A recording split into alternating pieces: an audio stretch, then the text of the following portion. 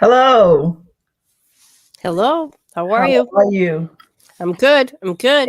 It has been a while since we have had our show, but Yeah. And it was the trial really. I felt the trial just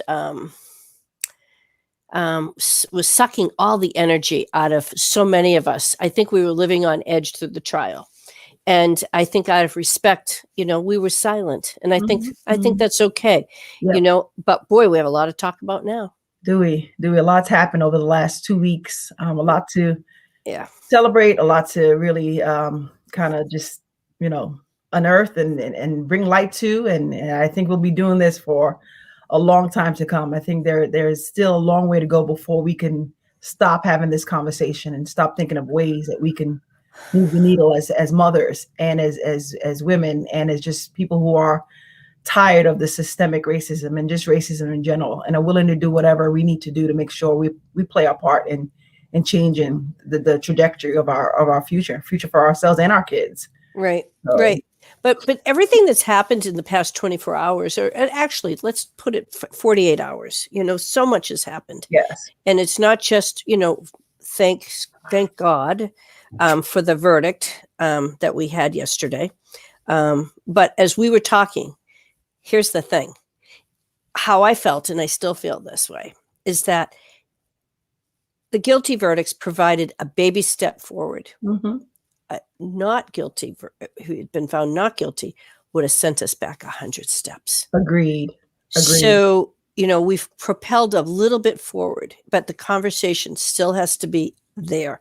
Right. We still have to be out there. We still have to keep talking, Yes. because while we had this brief moment of, relief, I think it Hmm. was more relief than anything else. Like, thank you, God, that these people saw something so blatant that anyone with an ounce of common sense could have said guilty. And Hmm. you know what? We were all afraid they were going to come back and say not guilty. You weren't black in America if you woke up that morning with a little bit of doubt, Mm-hmm. with a little bit of feeling of lack of hope that they were going to make the right decision, even though in America witnessed a murder. We were the Oh, 46th witness in that trial.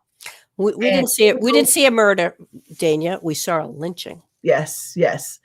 And you still woke up with I don't know, I don't. And you know what it is, it's to me, and I'll tell you how I felt. To me, it's lack of faith in the justice system, and I'll Mm-hmm. tell you why. Because to get 12 jurors to forget about the evidence, forget about the fact that it was blatant and we all knew he was guilty, to go against a police officer, to go Right. against the system of Mm-hmm. America, which puts them above everybody else, especially the black man. To get 12 people, black, white, male, female, of different race, there was even a couple, I think one or two were mixed, to really be the example of a new America. Like, how do you get 12 jurors in this day and age? And this is a good thing, to really side with humanity, that this was a human being. This was a white man, forget about him being a police officer, with his knee on the neck of a black man. Do you know what I'm saying? Oh, yeah. And I think for this is a sign that America is changing their views on not only policing, but systemic racism and racism in general. And I wasn't sure where America was. I wasn't sure where the jurors were going to fall. If there were going to be one that was like, you know what, I don't care. He was, doing his job, although he may have used excessive force and caused a murder. It's okay. He's a police officer. He's land of the law, all that stuff. One, all it would have taken was one of those type of jurors to think that and really just hung jury or so I was worried about that. I didn't think America had 12 individuals that were ready to see a change, that were Well, ready to say enough is enough. not only did they have 12 that said, yes, this is wrong, but they had 12 that said it quickly. Yes. They done 10 hours. So to me, I think the biggest thing they probably had to determine was, they went through each charge and said, Yeah. does this meet the test? Does Yeah. this meet the Yeah. test? I mean, they were done in 10 hours. Yeah. So that means to me that they were thorough in what they did, but I think that they knew he was guilty. Yeah. Bang. Yeah. And I was worried about that. So like I told you earlier, I didn't have my hopes set high. I didn't want to let myself down. Yeah. So I kept my emotions in check, and I said, Daniel, you know, this is there's a possibility that it's either going to be a hung jury or they're going to quit him. I was really leaning towards a hung jury. And so I didn't allow myself just to go through the day without, thinking about it too much, just sitting back and seeing. I turned my phone off. I didn't want to hear from anyone. I didn't want to look at social media. I just was just trying to just like relax that day and just wanted to hear the verdict. And that was it. So when it came out that he was guilty, my emotions weren't high. My emotions weren't low. I was still in a mode of self-preservation where I had to keep everything in check, and then as I'm watching the press conference with the family and hearing how important it was to the family and how important it was to history, how important it was to the Justice and Policing Act, I started to get a little bit more excited and happy that we took a baby step. And then you hear about the Branton, the 16-year-old that got shot by the cop, and then it's like, it just brings you right back down again. It's like you can't even enjoy or celebrate or, think about things as progressing because there are constant reminders. Something is always sending you a little reminder saying, hey, not too soon. You didn't get it yet. Relax over there. It's not Yep. like it's always something preventing you from really believing in the change. And that's how I felt yesterday, to be honest. Yep. I hear you. And I think that's how yesterday I allowed myself the elation to, my whole family, like we were waiting as soon. Yeah. And my daughter called me and said, Mom, jury's coming back. They're coming back and they have a verdict. And it's like everybody came on high alert at that point. In my office, we had CNN on. We were all waiting, for it to come through, to hear. Yeah. It was, I listened to Dwayne Wade last night, and he was saying that his palms were sweating, his heart was beating hard. Mm-hmm. People had a lot of anxiety Mm-hmm. building up to that moment. Well, some did. Sounds Yeah. like you were a cool cucumber. I put up a wall, Donna. I put up a wall Okay. because I'm tired of being disappointed by the justice system. And there wasn't justice for Sandra Bland. There wasn't justice for Breonna Taylor. There wasn't justice for Philando Castile, Tamir Rice. All those cases. Trayvon Martin, all those cases that I was like at the edge of my seat waiting for a verdict because I knew those officers would be found guilty, and they weren't. Okay, so this is right. So let's just one big thing here. Is that what it takes? Do we have to have 9 minutes of watching a murder or lynching to get a conviction with all those witnesses, and many police officers test? I mean, could they have done anything else to say this man was, what is it going to take? Is it going to take this kind of evidence to convict people? My answer is yes. Yes. And that's why the body camera and even, people just taking more and more footage with their cell phone camera has brought light to these issues that Black people have been experiencing for decades and decades and decades. That's the difference. It's not that the policing has gotten better. It's not that it's gotten worse. It's not that, the alleged victims have done more egregious crimes. I mean, we're talking about a counterfeit $20 bill. We're talking about, a bag of Skittles. We're talking about a toy gun. We're talking about, so many things that it's not like the alleged crime has gotten worse. It's the exposure. It's the cameras. It's the body cameras. It's the fact that it's now being exposed. Do you know what I mean? Yeah, I do. And so for those who wanted to stop, and for those who think there's no crime, or it's just policing, or they're not complying, or whatever excuse you want to use, do you also want to shut off the cameras? Because if we shut off the cameras, it's not going to stop the killings. It's not going to stop the lynchings. It's not. So I pose that question to them. Well, do you want us to shut the cameras off? Is that what you're saying? Because you're tired of seeing police, being brought to justice for excessive force, or approaching a perpetrator, a minority who's a perpetrator, alleged perpetrator, with a level of force and anger and kind of like, oppression right off the bat, drawing guns right off the bat. Remember the the lieutenant that got pulled over in Virginia. Oh yeah, the Army officer. What's the sense of pulling guns out all of a sudden? Like, why? Why are you as an officer so intimidated or so willing to put your dominance on a situation so soon? Approach a situation with the mindset of de-escalation or finding out what's really going on before you assess any type of danger. We don't get the benefit of the doubt. Well, when it comes to don't drive around with in your brand new hard earned car. Yeah. With your the plates the dealer gives you, which are those temporary ones from the window. Right. And God forbid you got tinted windows because you could afford them. Yes. And and then you look at this young man sit and he did everything right, had his hands out the window, and that man pepper sprayed him so close to his face. I was, comply. Why is the definition of compliance different for a black than a white? Why is the definition different? Kyle Rittenhouse walked down the middle of the street with an AK-15 or AR-15. Right. A rifle, walking down the street with that wasn't impended day. That wasn't a police officer saying, wow, let me stop him before he kills someone else. But you're going to try to stop a 16-year-old with a knife so that she doesn't stab another young lady. And I get that. I get you have to use the same amount of force.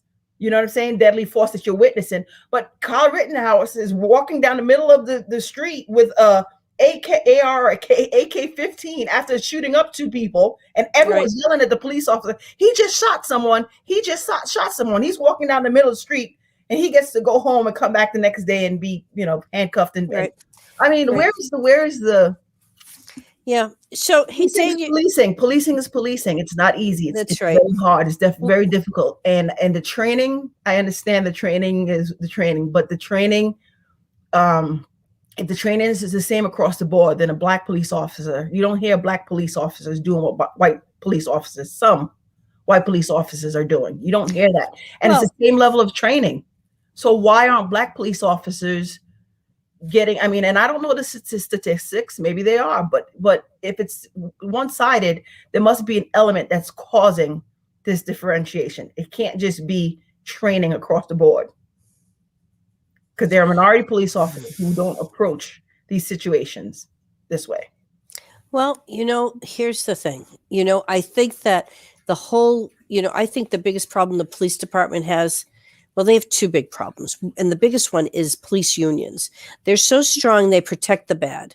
And the Chauvin should have been gone a long, long time ago. And Mr. Floyd should be still walking the planet because he should have been ousted. And that's something that the jury never heard about, all of his previous infractions.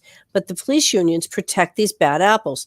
And when they protect the bad apples, it poisons the whole force. And until we get rid of police unions that protect bad cops, then this is going to keep going.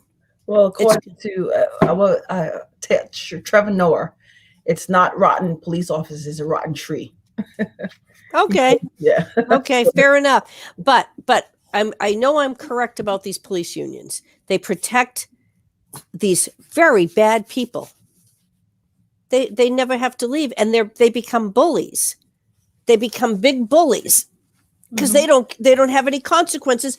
Listen, we all, our children, they do something wrong, there's a consequence. When you don't have any consequences and you can just wield your power in any way you want without ever thinking anything bad's going to happen to you.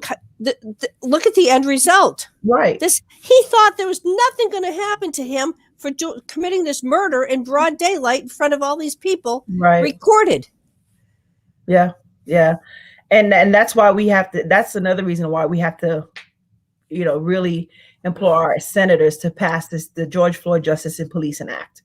Right. Our fight's not over. We need to be on the phone with our senators. We need to be emailing them.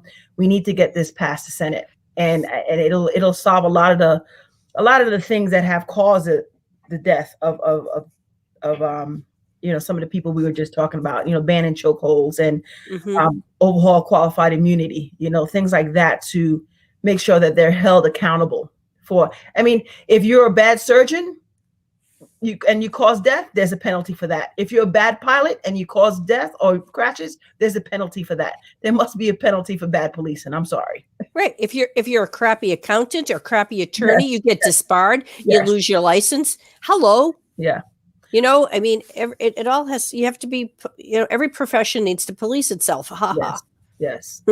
Well, we decided this broadcast to kind of open it up to our audience because we felt that it was such a traumatic time that people wanted to vent and kind of talk about how they're handling, what's happening. And, Mhm. I think next week we'll have a psychologist on our show who can really talk us through how we should be feeling and what we should do to cope with some of the despair and that we're feeling. So And talk to we our have, kids and talk to yes, our children. we have a couple of guests in the waiting room. So I'm going to put one on now, Elon Trotman, and I Hey. want you to give him a little introduction. Hold on a Sure, second. sure, sure. Hi, Elon. Hey, Elon. How are you? I'm great. Can you hear me? I Yes, can. yes. You sound great. So Elon has been my friend for a really long time, and he has a wonderful wife and two beautiful children. And this last summer, we had a fun time down on our farm to, Yeah. with the horses and everything. But Elon is a fantastic musician, extraordinarily talented, and he's flying out to Atlanta. You going to Atlanta tonight, Elon, or tomorrow? I just checked into my hotel. I'm in the lobby right now. Oh, very nice. Oh, okay. Wow. Oh, Well, thank you fantastic. for your time. Yeah, Really thank you. appreciate that. No Yep. problem. And I've been catching a couple of your episodes. So congrats on the oh, good. series. Keep it up. Thank you. Yeah.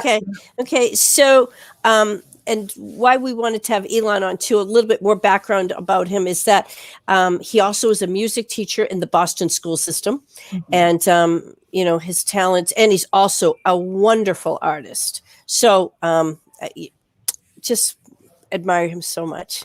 Anyway, Aw. but yeah, I do. So, what we wanted to talk. Former music teacher. Yes. Yeah, Yes. I've been out of the public school system for a few years doing the Yep. full-time music, but love education. I have a foundation, so definitely still an educator at heart. Wonderful. Yes. Yes. So, what we wanted to, talk. Hey, Elon. So, what have the past 24 hours been for you and your family?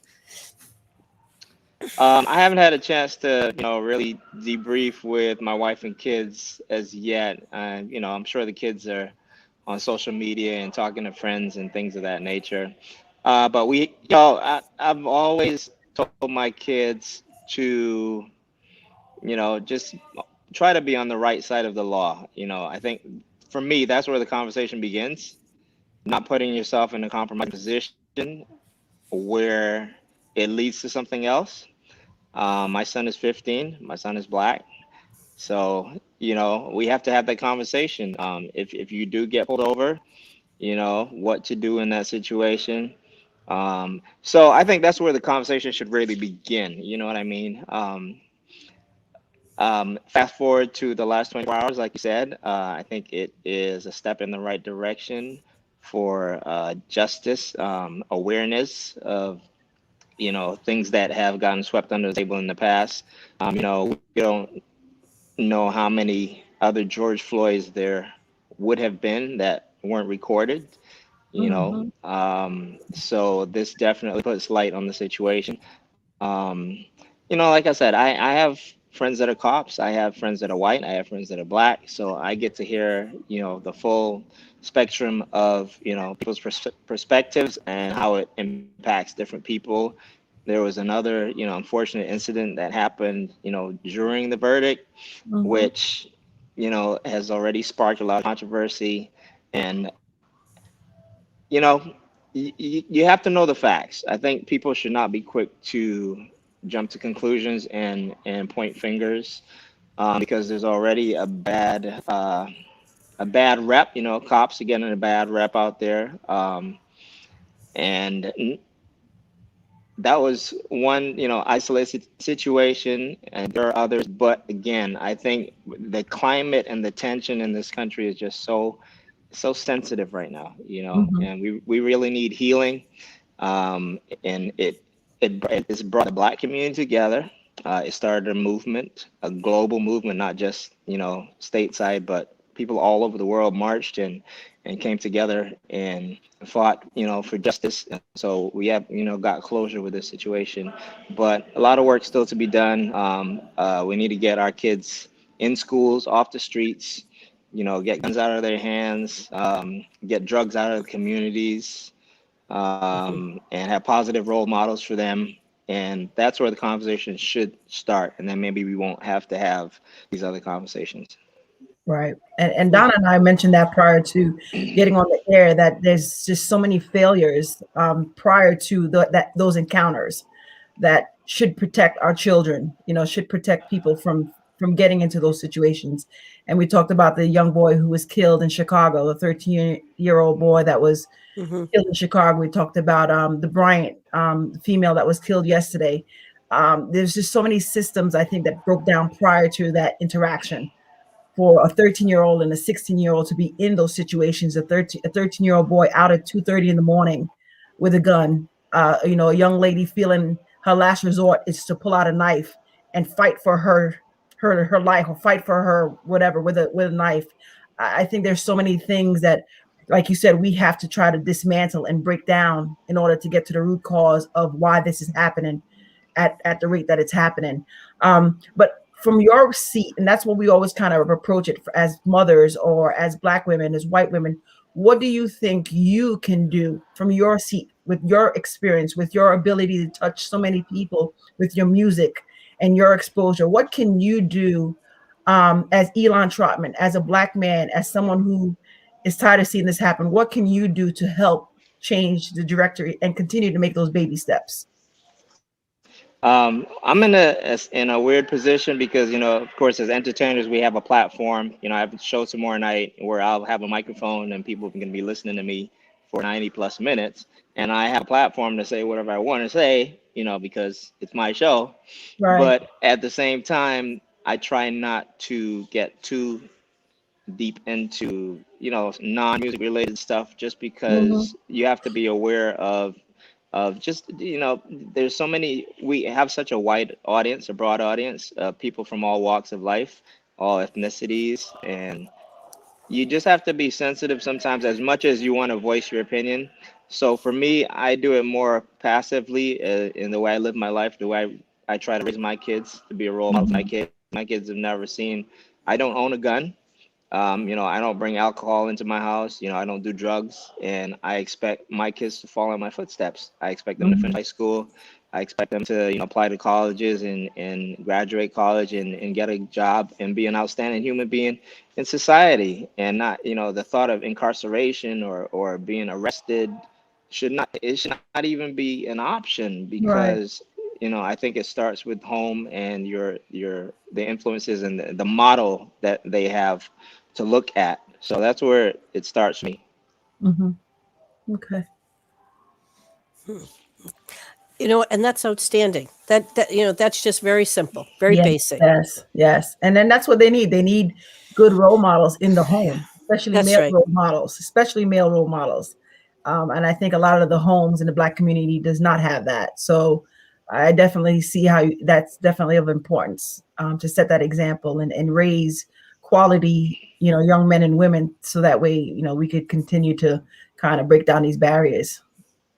So yeah, and at the same time, I'm not gonna be silent. You know what I mean? I believe that it's my responsibility to address certain issues as far as injustices in the community.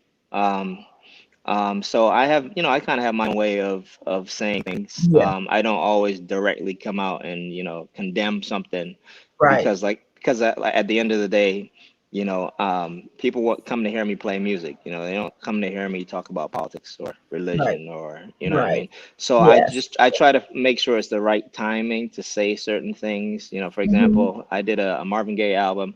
One of the songs that I do is Mercy, Mercy Me. And, Marvin talked a lot about, the environment. He talked about recycling, pollution. And a lot of his songs just talked about, humanity, and Tread in Love. He talked, Inner City Blues. He talked about, police brutality. He talked about drugs on the street, all these things. So I will, subtly work those into my show. And just at the end of the day, just try to leave something positive there. When people leave my performance, that they feel good, but they also remember, the positive moments, and that they, just put out good energy in the universe. Amen. Love, love. That's what Love, we we need. all, yeah, We all lots need of that. love. Well, thanks for being with us. I know we only have a short time with you, but we appreciate your perspective and your time. Yeah, and Elon, we had an idea because Elon has a lovely wife, Dania. Yeah. I love her, and she's a little bit shy. But I would love to have both of you come back on and do a show with the two of you. Do you think she'll come? Think we Yeah, can get her to come with you? she would do that. Wonderful. Okay. All Well, right. be safe. Enjoy Atlanta. Thank you. Thank you. Bye-bye. Bye, All right, Elon. bye-bye. Thank you. I love Interesting him. perspective. Interesting Well, perspective. he's living the life. He's Yes. walking the talk. Okay. Yes. So he's a Black man with his wife, his children, and he has certain expectations of them, and they're a lovely family. Yeah. I've enjoyed being friends with them, so much over the years, and watching them grow up. And now his son is bigger than me. Yeah. But yours are too. Yeah. I do find there are a lot of people who do not want to have such overt conversations about this. And you remember we said we were going to open up the conversation, and I reached out to several of my friends, and they just weren't in a position to talk about it in the open for whatever reasons, but there are still some people who aren't ready to have that type of conversation. Could be because it's painful, could be because they're trying to protect their own, whatever it is. But hopefully one day everyone will feel confident and comfortable in having a voice, and maybe that's another thing we need everyone to feel comfortable doing, because there's still a sense of apprehension towards having these hard conversations. Yeah, and they are hard conversations. And you and I are really, we've been doing this for almost a year, and Right. we just are like blah blah blah blah blah. We don't hold anything back. But you know what? Other people might not be ready to do that, or might not ever be ready to do that. Mhm. Or I've never been a Black man in America, Right. so I don't know. All right. Well, we have another guest in the wings, waiting Okay. in the wings. Ellen Christian Reed. We're going to add her to the broadcast. Hello. Hi, Ellen. How are you? Hi, Donna. I'm good. How are you? Good. Okay, thanks for having me. Oh, you Oh God, this is so multi-layered. Hold on, I'm trying to center my camera and I'm having a hard time doing that. This issue is so multi-layered, and I was just listening to Alon, and my heart was just breaking, thinking like, these are the conversations you have to have with your children. I don't know if Nellie's not driving yet. I have a 13-year-old. She's not driving yet, but I can't imagine having the conversation that, like, you have to listen to the police and this is what you have to do. Yeah. And I know he kind of glossed over it, but we all, Dania, you have those conversations with your boys, and I've had, people dear to me in my life who have, boys who are driving age, and they have to have these conversations. And that shouldn't be the issue. That's not really where the responsibility lies. Yes, of course, you have to raise your children right, but the issue is much bigger than that and multi-layered. Yeah. And I was just thinking about when you were talking about the body cam, and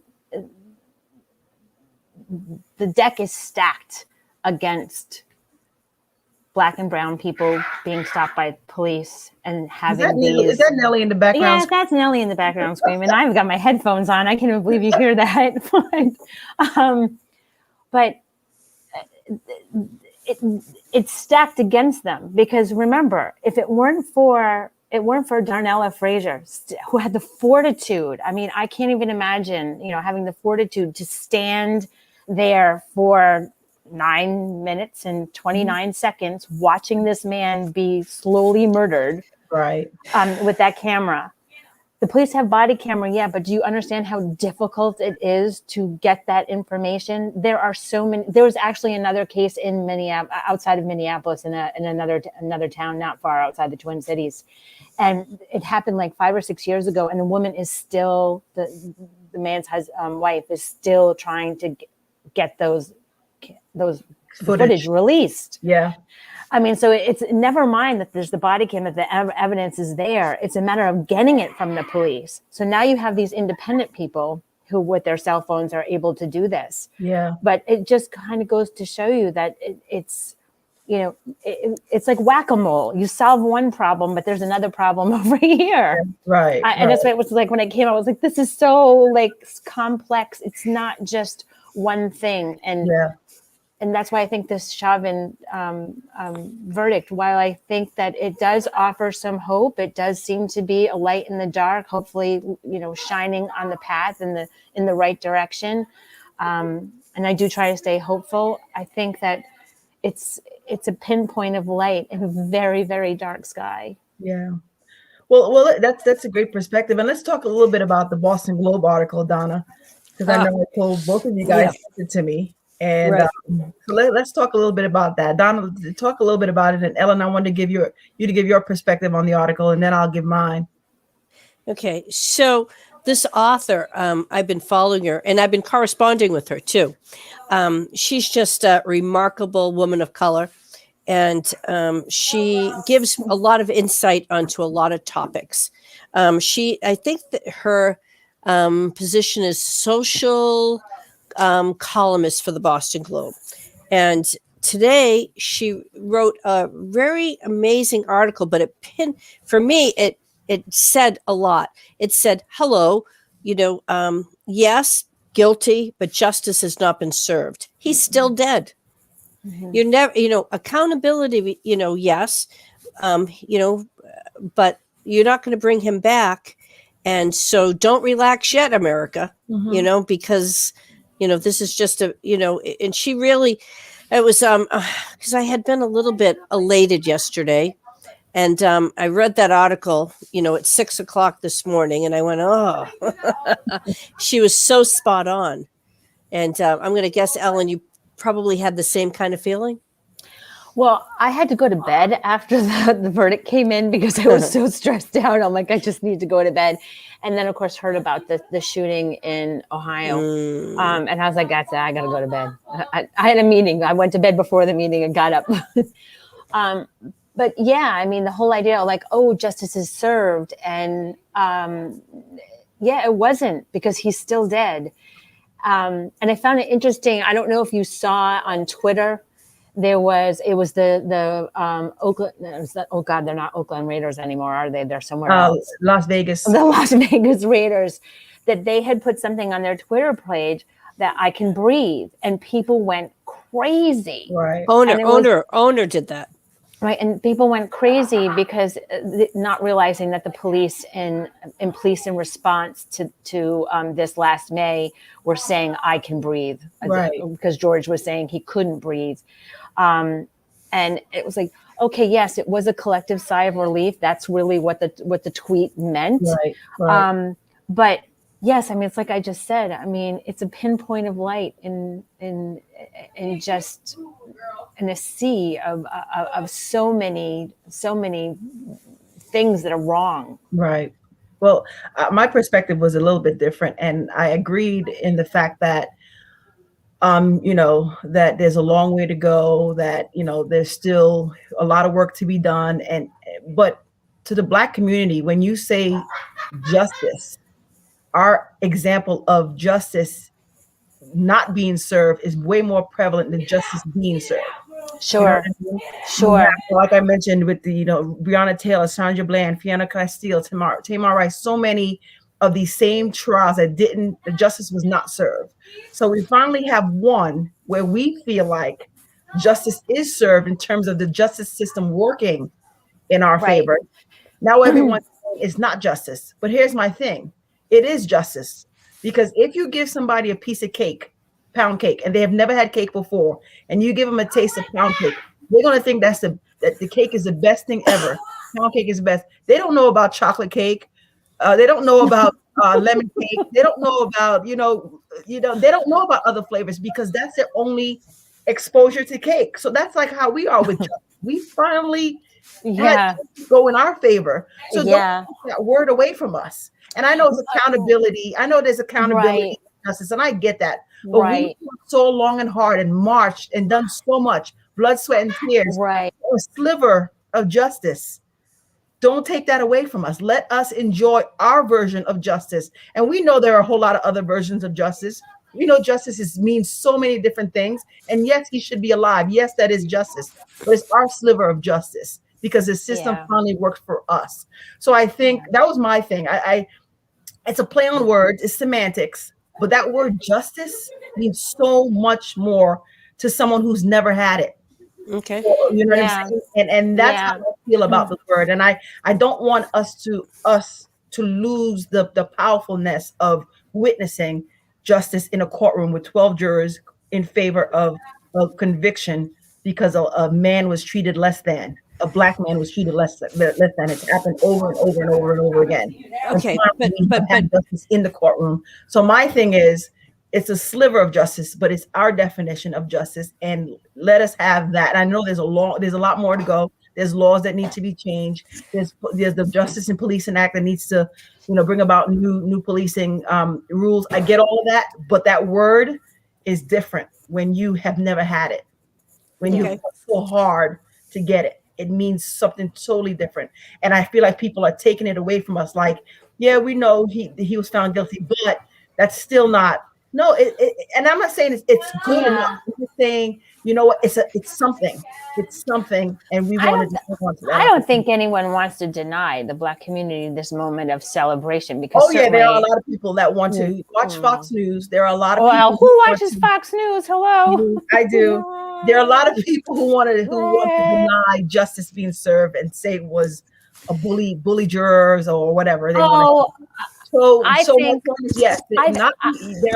people who want to take that away from us. Yes, I think that actually wasn't. That's not what I was getting from you.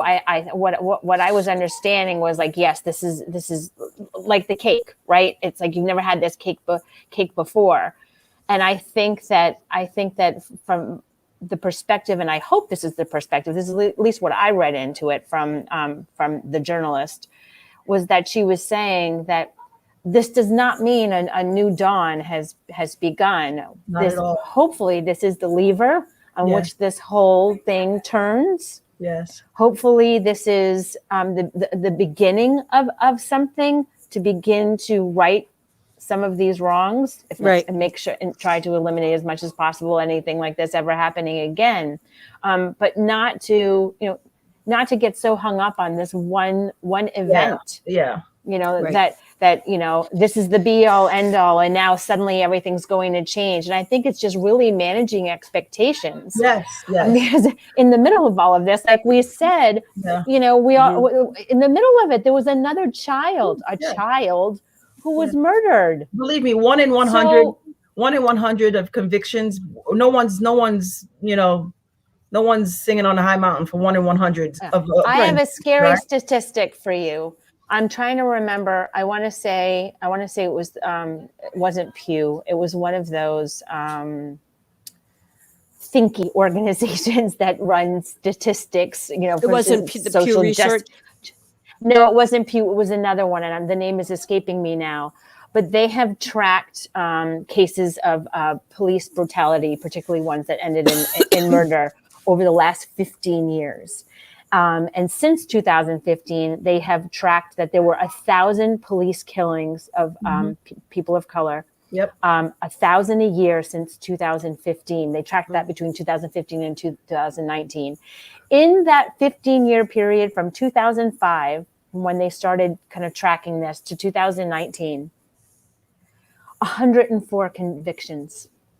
104, and that runs the gamut from assault to manslaughter to secondary. I'm not sure, and there is any other police officer, law enforcement official who has gotten the sentence that Chauvin got. I think that was sort of like that seems to be the zenith so far. Yes.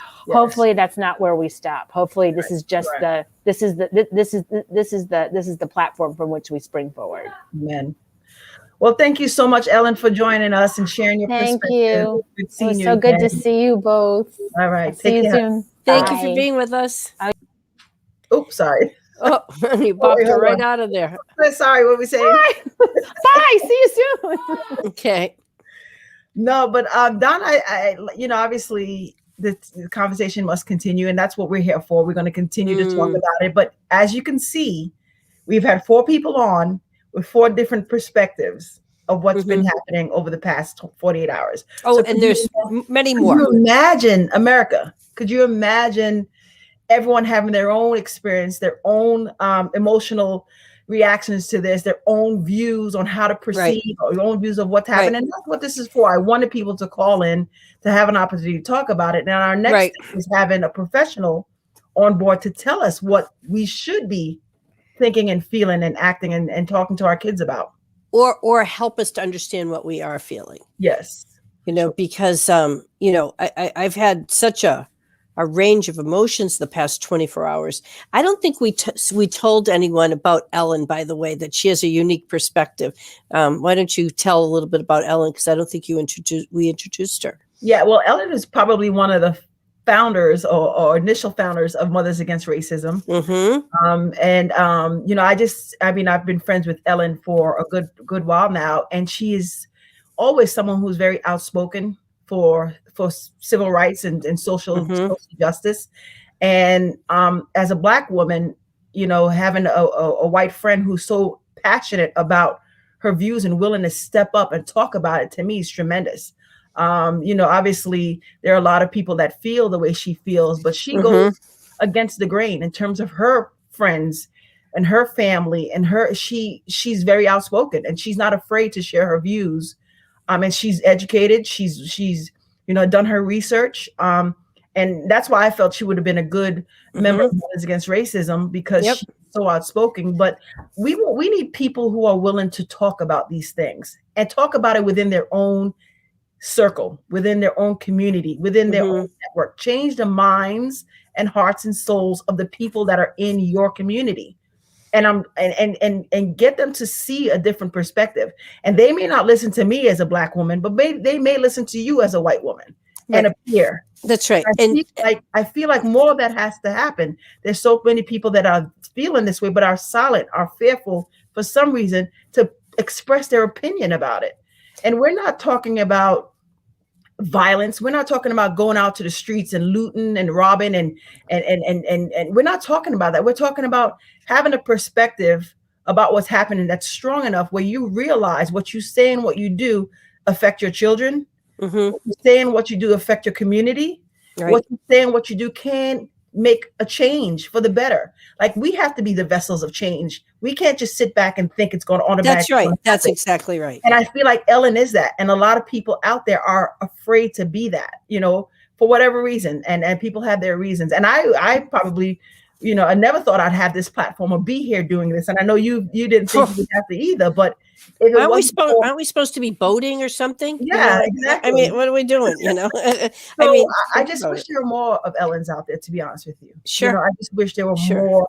And this movement didn't get noticed until white people stood with Black people. People of all That's right. That's right. Over the summer and said enough is enough. We probably wouldn't be where we are if it wasn't for allies. And I think we need to have more involvement, more confidence, more encouragement to step out and say enough is enough. I mean, everyone's talking about the president and the vice president, what they had to say.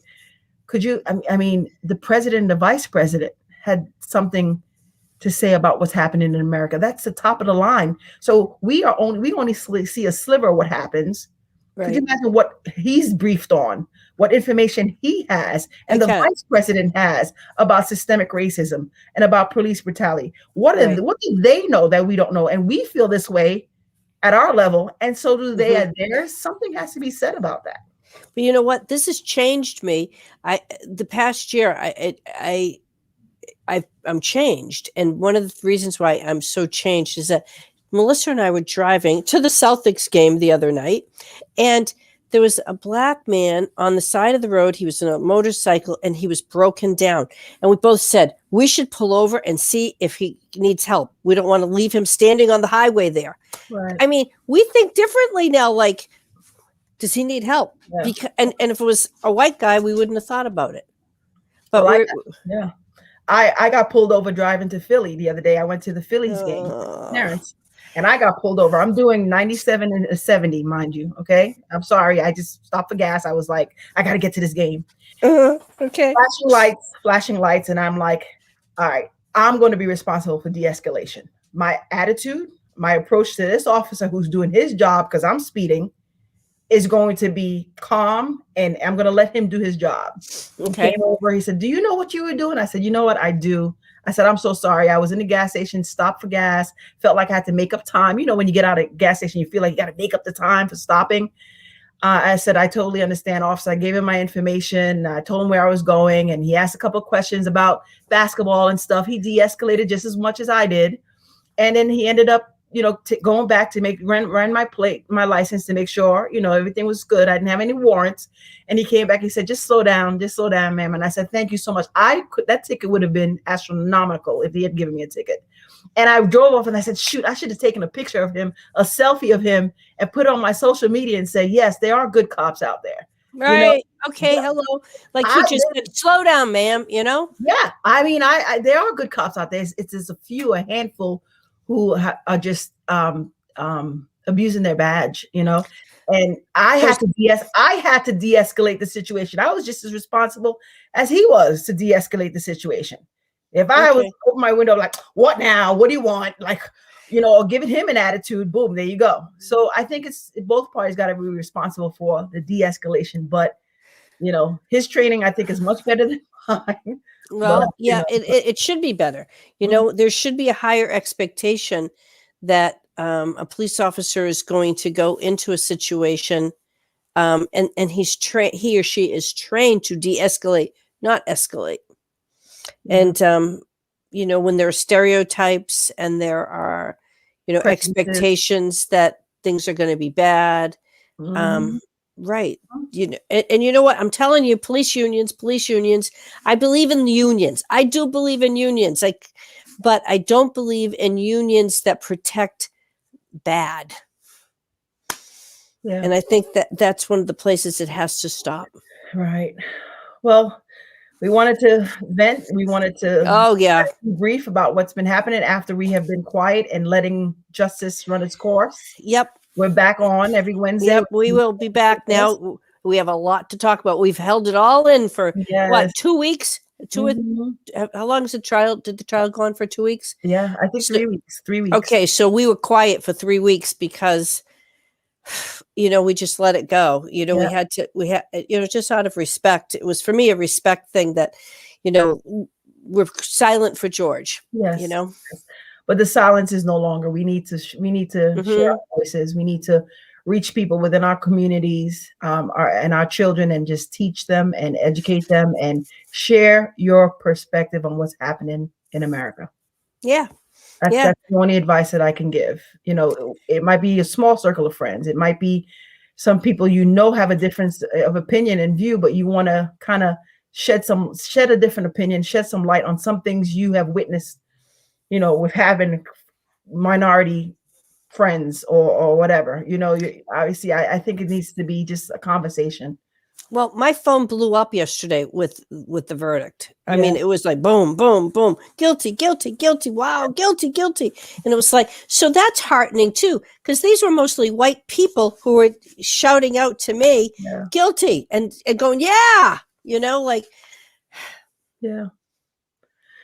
Well, like you said, Donna, baby steps, one baby step forward. Yeah. And now we have to call our senators and email our senators, bombard their offices to pass the Justice in Policing Act. And then we have to continue to get justice for all of this brutality. And hopefully police are on notice that, you know, that they have to. We're watching you.